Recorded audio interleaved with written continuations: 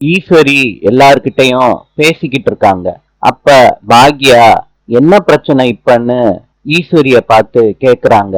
ஈஸ்வரி சொல்றாங்க, வா பாக்யா, நீ வாட்டுக்கு நடுராத்திரி வர, ஏதாவது கேட்கணும்னு நினைச்சா ஓடிடுற.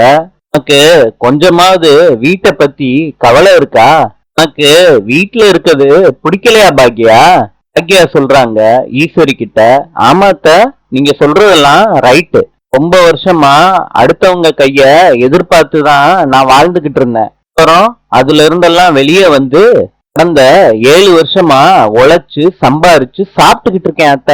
திடீர்னு ஒரு நாள் எல்லாத்தையும் விட்டுட்டு அடுத்தவங்க கைய என்னால எதிர்பார்க்க முடியாது அத்த.